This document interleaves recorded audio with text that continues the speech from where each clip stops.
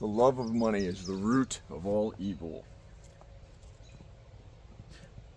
But you can't live without money. You can't live without making a buck. A lot of people have very different positions on money. And either you get them where they absolutely think it's the source of evil, or it's the most important thing ever. And, it's just a tool. Money is a tool. You're not going to be able to live without it. At least, unless you want to go live out in the woods all alone. And maybe that's a good thing. Maybe for you. But all of humanity can't live without it. Right? Because we have to work together. And we need a way to be able to exchange. We need a way to be able to help each other in an efficient way. Now, money as we know it today is not what it was 100 years ago and what it has been for 1,000 years. Here's the thing. People, maybe you want to chase money or something like that. And this is a cliche topic, but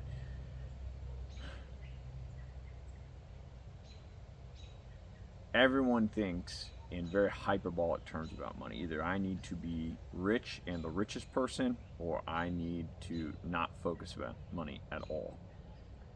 Both of those are wrong. You need the right amount of money for you. Some people, that's more than others. Here's the thing. In life, you have to have all of your needs met. You need to be able to sleep. You need to be able to eat. You need to have shelter, etc. You are not going to be able to afford those things without some form of money, right? Now, let's address things appropriately. You will have to go out and do something in exchange for money, right? This channel talks a lot more about self improvement, enlightenment, growth, etc. You're going to have to, if you're trying to do these things, still deal with the physical world. This is one of the real topics that people who are new to trying to become enlightened often get very confused. This state of enlightenment is this state of no ego or no care about worldly affairs at all, right? You have to realize that part of this process is at the very end, mostly. That is the final destination. And once you reach that, you actually start to become no longer a part of this world. And maybe a lot of the people in history past are the ones who, once they became too good for this world, they end up leaving it. Whether, through people coming and taking them out of it, a lot of martyrs, or even some stories of people just ascending and, shifting out of this reality. But here's the thing. You're still in this reality, and you have work to do. You have things to get done. You have to grow. You have to be refined. And during that time period, you're going to have to contend with this physical reality we're in, these constraints, these needs, these bodily needs, and mental and emotional needs.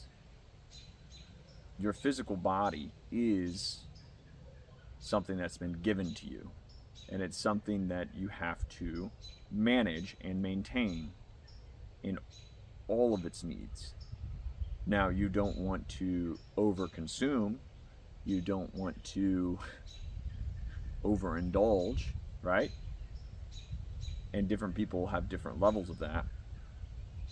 But in order to actually feed yourself your needs, you're going to have to work and make money. You're going to have to face reality. Some of you use enlightenment, let's call it, as an excuse to not work. Oh, I don't need to. I'm already at the destination. Da da da. I'm in the now. I'm in the moment. Look, I'm going to be blunt. If you were at the moment of arrival, and like you say, you probably would be at the exit door ready to leave this reality. You would probably be someone who is drawn quite the crowds and spotlights of society, and you would be having a major effect on humanity if you were at that level you claim you're at. You would be a significant person. You need to realize you're probably not that enlightened person you think you are, and you're still here because you still have challenges you have to face in the here and now. And these physical struggles, they're lessons for you to become internally more improved. So you're going to have to deal with these things. You're going to have to go to work, you're going to have to pay bills, and you're going to have to buy things, right? These are not the end in themselves, but they are things that get you to the end, if you even ever want to say there is an end, or it's just all about the journey. So here's the thing. You not facing these things is a failure. You have to go through the first levels to get to the top level. You can't skip them. Some people go through them much faster than other people, but you won't be refined until you go through those fires.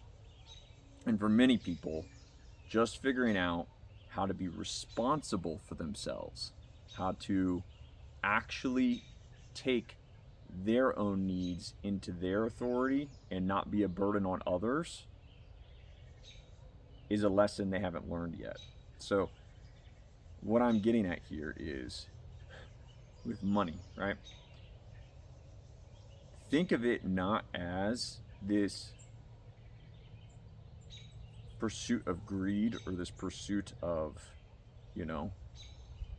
being a glutton, seeking ever more, being a bottomless pit. Think of it as it is a resource that can help you to be able to grow. Think of this. If you have no time, or if you have no money, can you have the opportunities to sit and read? Can you have the opportunities to go learn from somebody who is much further along than you?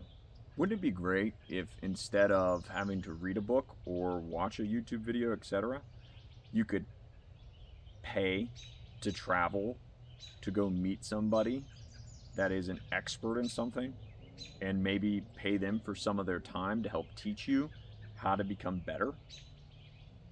That would be a by far more powerful experience, but it would take money to do that. What if you could, take all of your time and energy you have building up money, right? And then use that money to help your friends and family so you can create a more stable community so that you all together can focus on finer things in life. Maybe buying your parents a house they could retire in so you don't have to stick them in a nursing home and then all that suffering ensues. Paying off a sibling's, debt to help them in a situation where they're about to go bankrupt. Giving someone a gift that would help them and then allow you both to focus on your relationship more. All these things take money, right? A lot of scriptures, holy books, they talk about money way more than you think they do. They don't just talk about it as an evil. although it is easy to slip into that. Think about this. Have a good one. Bye.